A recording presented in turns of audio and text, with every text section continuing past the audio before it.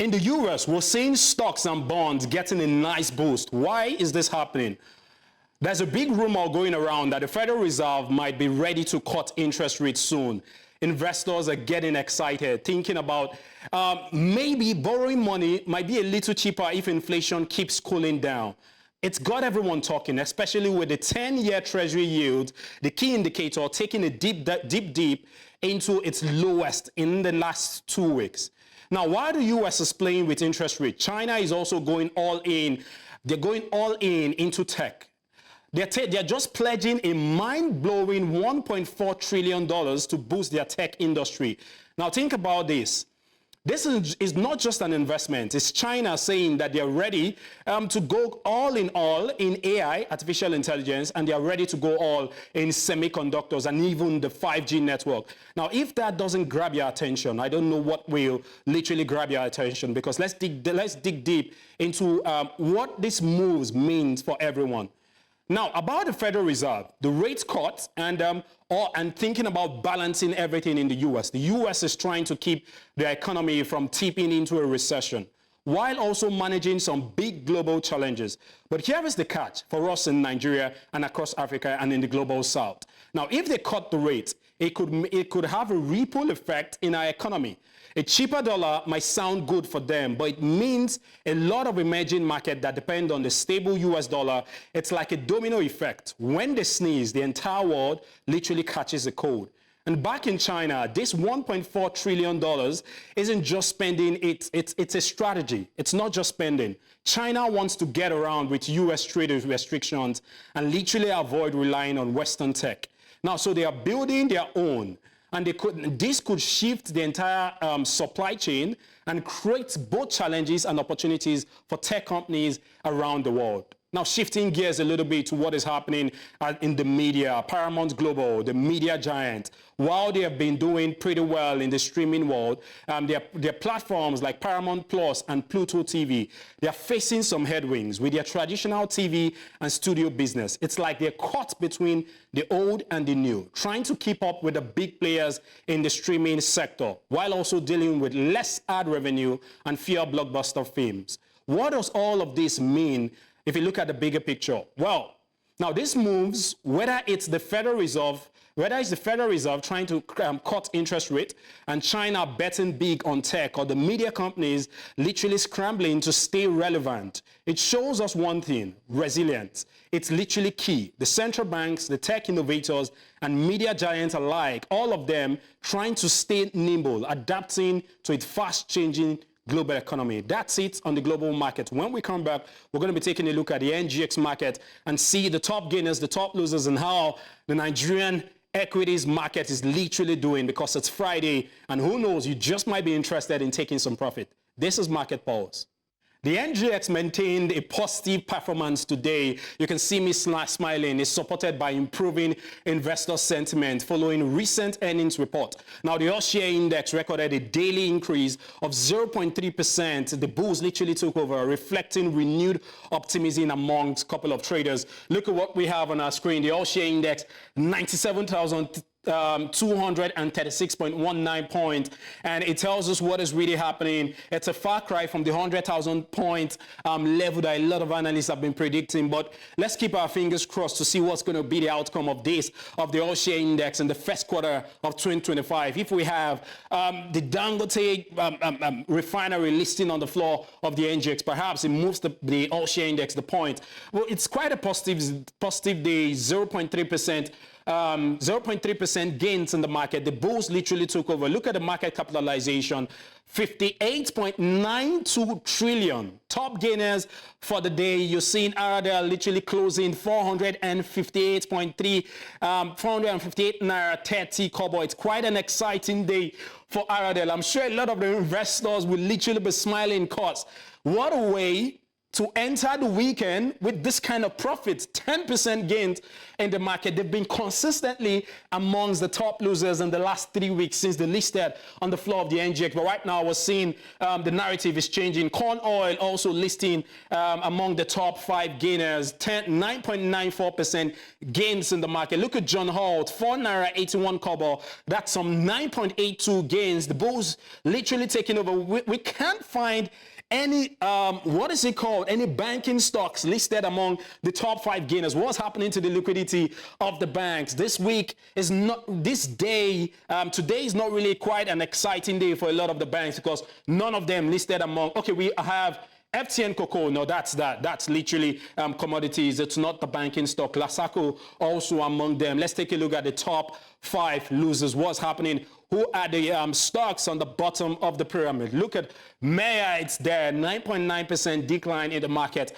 Abe is also there, 9.83% decline. We have Etana, 24 naira 80 kobo, 9.82% decline. We have Sunu Assurance at the point in time, Sunu Assurance was the best performing, I love to call them penny stocks, sometime in 2020, and right now see them among the top losers. 9.65% decline in the market. Deep Cap, 9.32% decline in the markets. 1 naira 7 kobo. That's how the market literally, let's take a look at the top traded stocks. Sterling literally led the activity with 119.3 million shares traded at a value of 620 million naira, followed by Access Corporation with 52 million shares valued at 1 naira 34, 1.34 billion, I beg your pardon, and GT Co with 22 million shares traded at 1.19 billion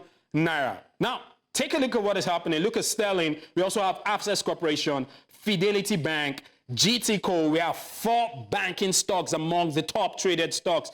LLX is the only non-banking stocks that featured among the top 5 traded stocks. It looks like a lot of investors are literally excited about the liquidity in the banking sector. Perhaps, I guess that's why we're seeing Caesar coming for what belongs to him in form of windfall tax, because the banks are literally making a truckload of money, and it's a reflection of what we're seeing in the capital market. Ladies and gentlemen, we're going into the Pulse of the Day segment of Market Pulse. When we come back, we're going to be going right into the Pulse of the Day. We have Daniel FR, who's a senior business correspondent and senior business development and manager from PU Prime Africa. We're going to be having an amazing conversation with him as regards the market. This is Market Pulse. Picking up the Pulse of the Day. Now joining us is Daniel FR, Senior Business Development Manager, PU Prime Africa. You're very much welcome to Market Pulse. Good afternoon, Frank. Nice to be here.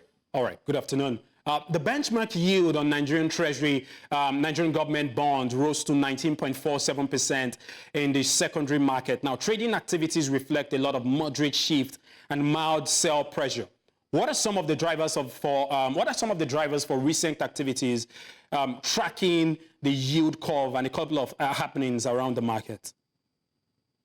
I think that we've seen the yield, we've seen the bond yield do a bit of consolidation over the past few weeks. I think 20%, then 19, then back to where it is right now. I think that it comes with the time of the year. That's number one. We have to understand that investors are looking to take profits, particularly with bonds. We've done considerable numbers when it comes to bonds, likely due to the interest rates that we've had, and also investors are also looking at what will happen next in terms of what the monetary policy meeting will be for this month, right? Which I am still optimistic about another 50 basis point increase, right?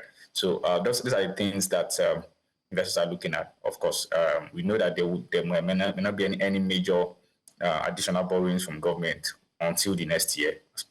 Talking about the new budget coming in, and also those are the factors. Of course, they say when demand cools, right, the price also will cool, and that is what you're seeing with the yields. For me, going into the new year, we might still see us get to a 19 percent yield because, of course, the demand is still there. Yeah. The macroeconomic indices that reflects why we are oversubscribed in terms of our bonds and treasury bills is still there, right? So those are the things that will still fuel what the yields will be in the nearest future. But for now, basically, it's factor the end of the year and also waiting for what the MPC meeting would look for November. So we just finished the analysis on the NGX. You saw it on our screen. Aradel is coming back strong today. They're back among the top gainers. Quite an exciting day for a lot of investors, Aradel holders. Do you think a lot of investors right now are done catching a falling knife? Do you think it's found at the bottom and perhaps it's time for it to keep going back up? And are we going to see a rebound?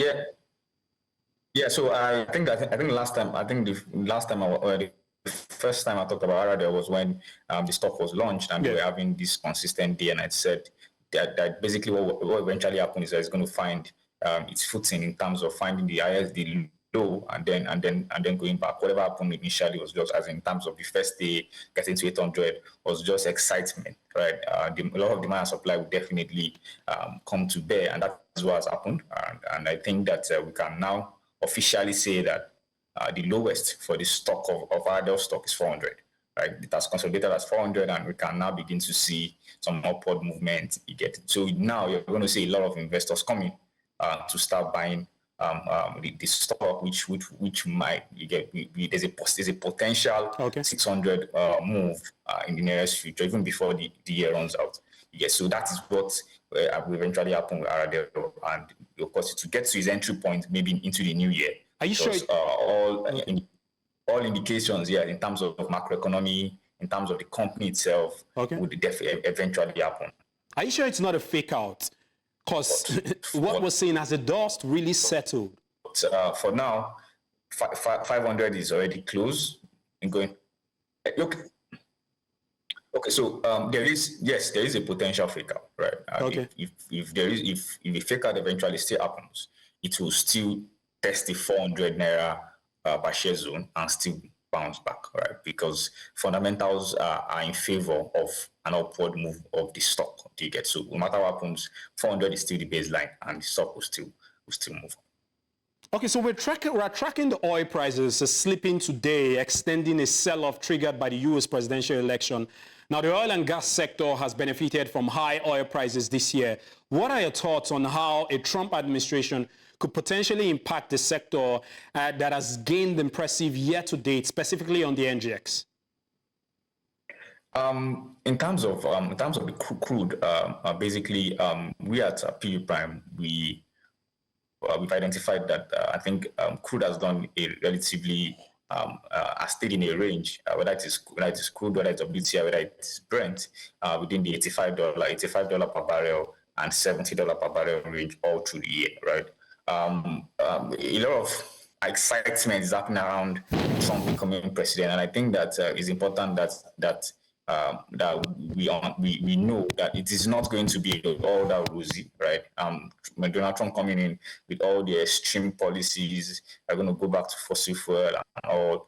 No matter what happens, if you go back to fossil fuel in terms of the US and they produce more, nobody wants to sell. Nobody wants to sell a resource so cheap, right? So because anything that gets crude or Brent below 65, it will be too cheap and become and create unnecessary chaos, particularly for the countries that you get that non-OPEC members. OPEC will still find its. All right, there seems to be some technical glitch from your end, Daniel Effa. I don't know if you can still hear us. Can you hear me now? All right, so Daniel has been talking about the oil and gas sector on the floor of the NGX, the Trump effect, something I would love to call the Trump effect. And if you look at it in the broader sense of things, you would see that most likely a lot of analysts have been predicting the fact that the chaos in the Middle East is going to douse a little bit because of the Trump effect. And once that happens, the price of crude will drop. And you know what that means for the Nigerian economy, knowing fully well that we're an oil-driven economy. Our revenue will definitely drop. Daniel Lefa, I don't know if you can still hear us, so you can pick. Yeah, I can. I can hear you clearly. So as I was saying, I think we should not be too extreme in terms of thinking oil prices will drop, because OPEC is for the past 4 or 5 years has really maintained serious control of production cuts. So even if the US comes up with a lot of production, which I think will happen with Donald Trump, pricing is still a key factor, and we will still get a $70 per barrel range for crude going into the new year and even 2026, right? So no matter what happens with whatever Trump policy is, prices will still be in that range I cited earlier, $70 per barrel up into 85 at the higher boundary, basically. Anytime you mention the word Trump, all I just think about is tariff. Thank you for joining us, Daniel Lefa, Senior Business Development Manager, I beg your pardon, PU Prime Africa. Thank you for joining us on Market Pulse. Thank you. Up next is Key Metrics. We'll be right back.